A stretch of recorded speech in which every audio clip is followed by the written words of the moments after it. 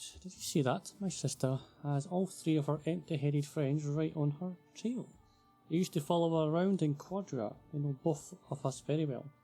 Couldn't we just send them away somewhere? Oh, and by the way, I want to ask you a few questions about your past. Tell me for your sister from the beginning. The beginning of the story is quite unexciting. My sister and I were born in Quadria, a place most unsuitable for tieflings. The people there honour the radiant scenery and think of themselves as guardians of the good.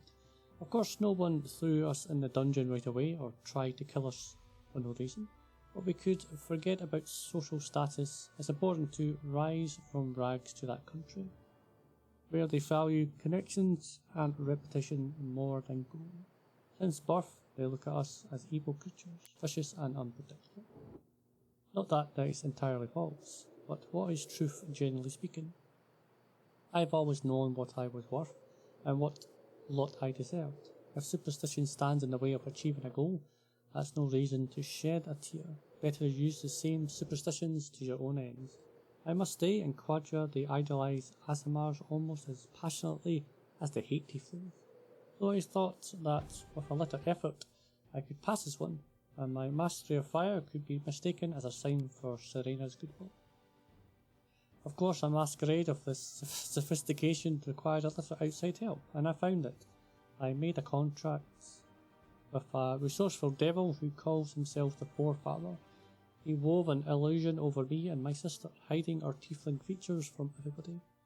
I hope this doesn't shock you. It's not that I wanted to bind myself to a powerful and devious creature, but what choice did I have? To wash bowls as a caravanserai until the end of my days?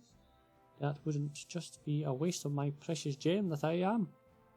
I'd be burdened with caring for Killicky, that naive walking virtue who is totally unfit for a hard life. What? I can't stand. A person with principles I can understand. I owe you I have my own limits, but it was an agreement I found acceptable, although I admit I had my reservations. What agreement you made with the devil? I'd have to spend the whole evening telling you all the details. Contracts require thoughtfulness and accuracy, especially ones like this. But to put it simply, I was to do as he commanded, and in return he granted me a powerful illusion that would make my sister and I indistinguishable from Emberkin, descendants of Perry. From Emberkin. The contract included a number of caveats and limitations, in particular the task that the devil would give me could do me no harm. The contract didn't involve my soul, on the contrary, it bound me until my death.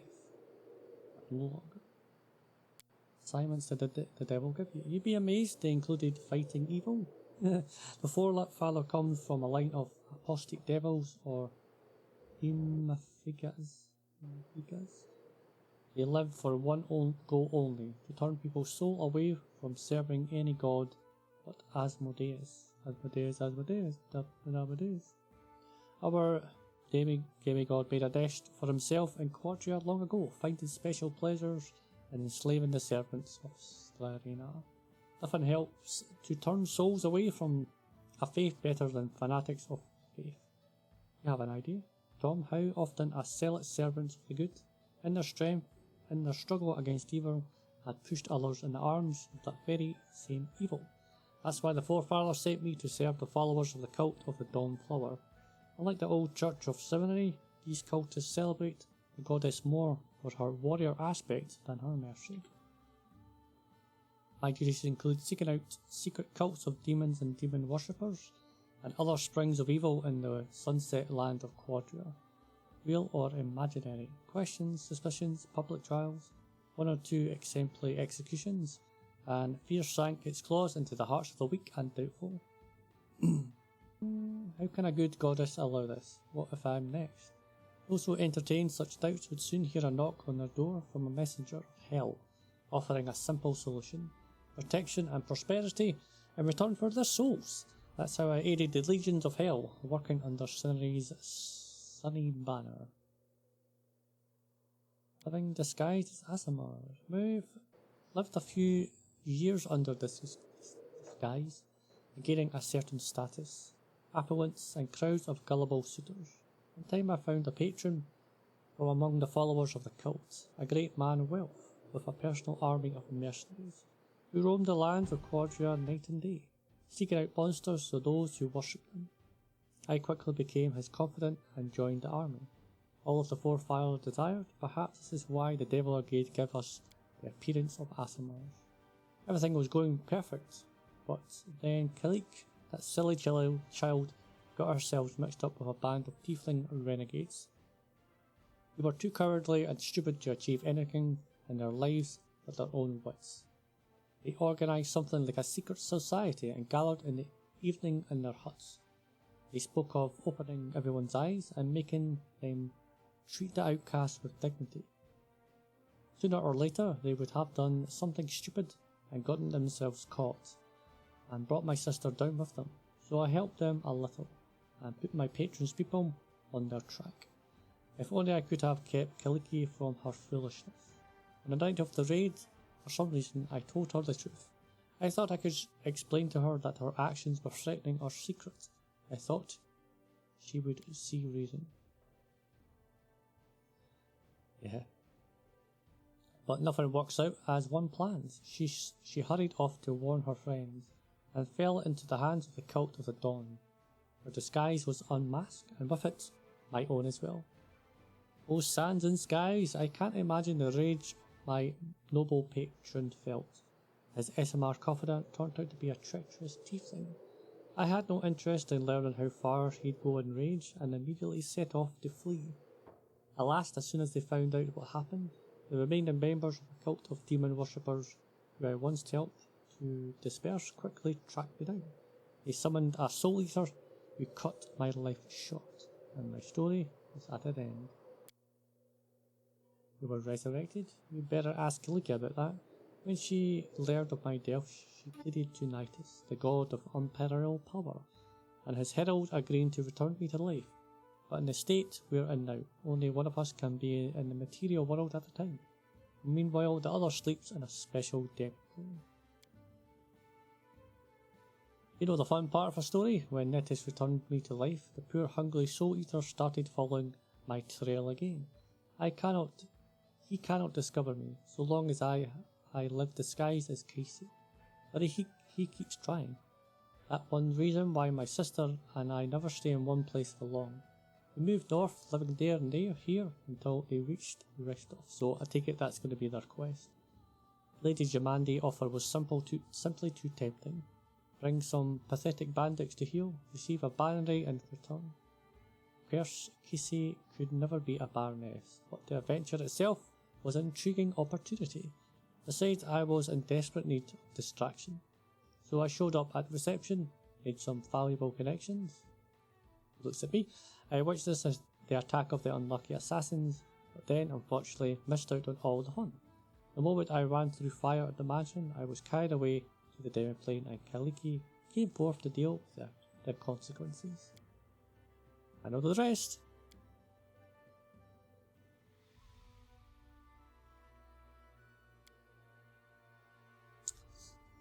By the power of the Nidus, my sister and I cannot meet, for as soon as one of us appears, we go back and forward. They never sweep until it's time to switch back. The demi plane, by the way, is full of elemental energy, which is wonderful for restoring our strength. It's a pity this ability came after we paid such a heavy price. I would have avoided my painful death and longed to see my sister again. The Singe are here to show my gratitude for everything. Sighs, sorrow, seeing tenderness. Tenderness, my lord. The demi plane nourishes us and keeps us from all kinds of trouble. But the price. It's hard to live and make plans, when at one moment you can be pulled from reality only to return after a few days or even weeks. I'm glad that, thanks to you, we have at least learned to control the process. Do you like the stolen lands? I prefer a large and bustling city to backwaters. But on the other hand, the chance to build up a whole state from nothing, it's so tempting.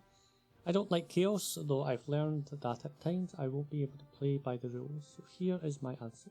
With some effort and right investments, your dominions might become something someday.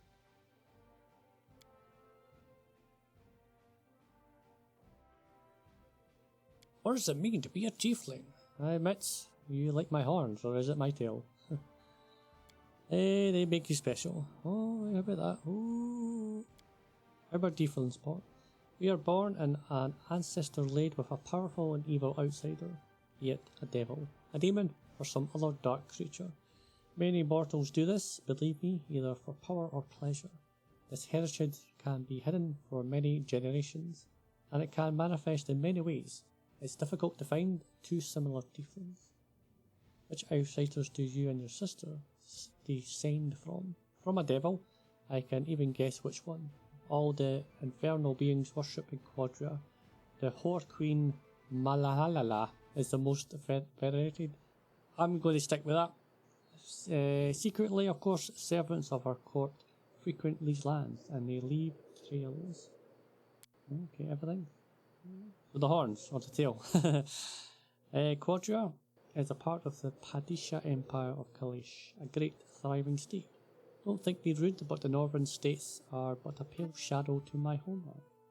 Only Tardor and its height could compete with us, though it's long since lost its power, so then it's nothing anymore.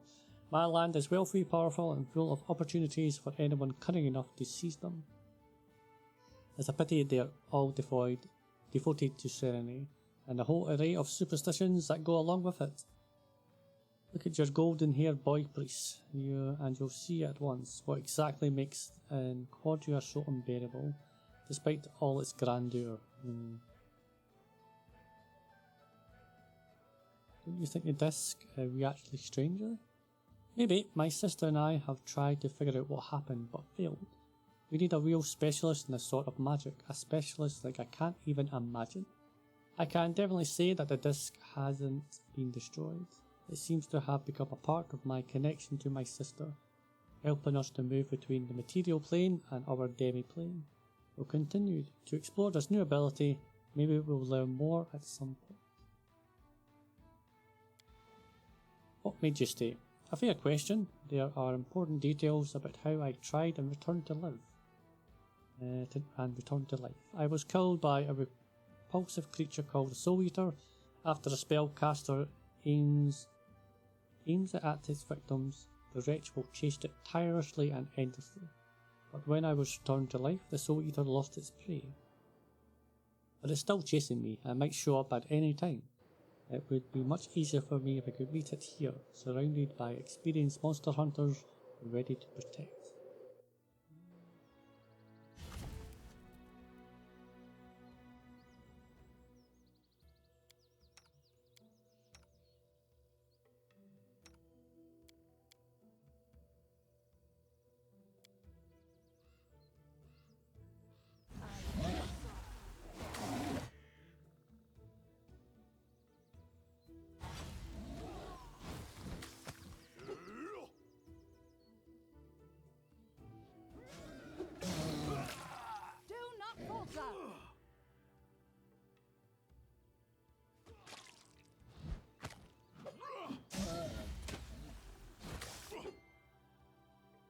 What a waste!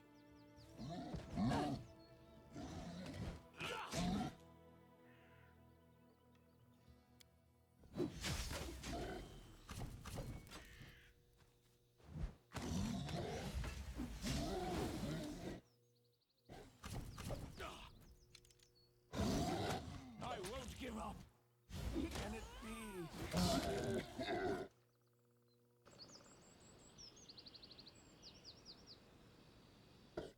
I can't keep this up much longer.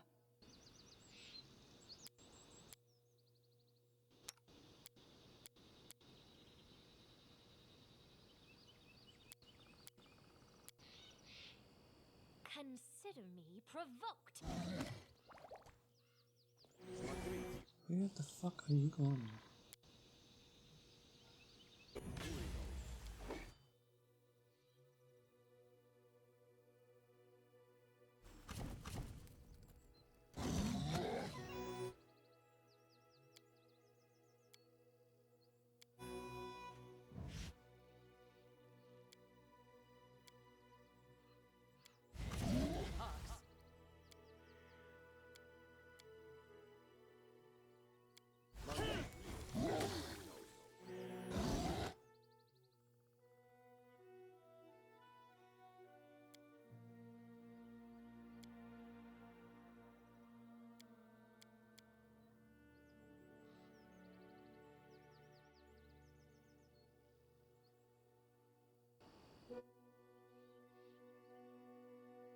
become as dust.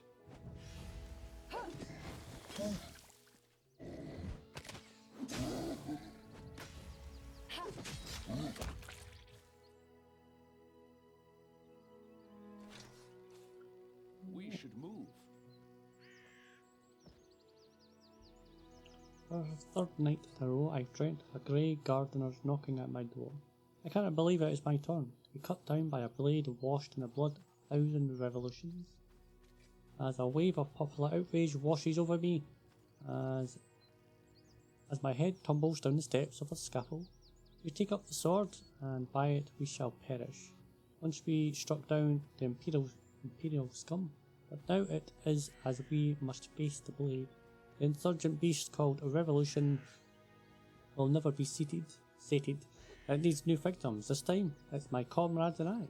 The cruelty of the hoarders in power echoes in the cruelty of the paupers, now intoxicated by their own freedom. We wanted change. Well, here it is. This is the country now of mad fanatics fighting their treacheries past every day. Former friends are today's foes. My workshop has been converted into a secret headquarters. If I could do it all over again, I would repair to my easel and refrain from the cause that has sent me down this path. I would repair to my easel. English. Do you speak it? Dalton, eh? Good tree over there, mate. Half elf, sun bleached hair reveals him. Yep. Damn trolls almost died from the stink alone. Half elf wipes his sweat from his brow. They almost had me. Since when are trolls not afraid of fire? Good thing I had a few flasks of acid among my goods. Thank you for your timely rescue. Gaze trembles. A few moments more and I would have been, yeah, I probably think so. Whoever rules this land gives little care to its safety. Formerly safe trade roads are given over to trolls, and not a guard to be seen. But where are my manners? I'm Dalton from Mavoy. I'm merchants. Well, I'm the baron of these lands. Your words are fair, and I'll do what I can to make the roads safe, I guess.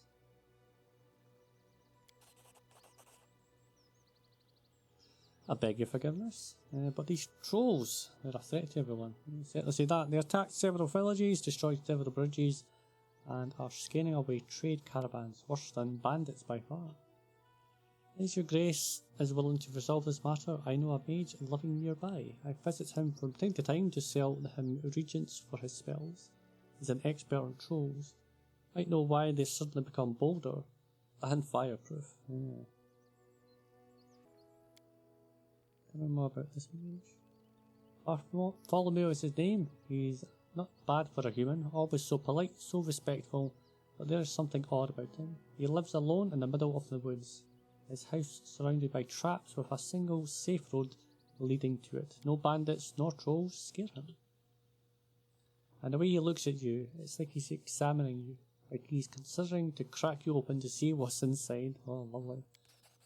Any other dangers? Trolls aren't enough.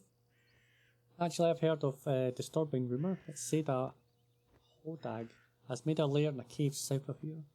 Whatever's true or not, traders are taking no chances. Taking forest routes instead. Let me mark it on your map. So I take it that's got to do with Amiri? Yeah, there we go.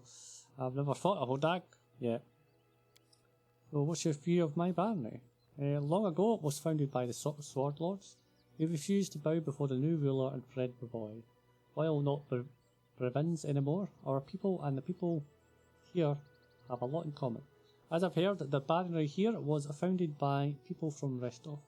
We look upon them as distant cousins, I suppose. Welcome, cousins. That is not family you'd rather forget. I can see you're an experienced trader and you want to do in my barony. Don't get me wrong, your grace, but I'm family in Bravoy, so my road always makes me take where I'm at. So, come on. Things are that bad, well then perhaps I shall conduct my business here for a time. Very well.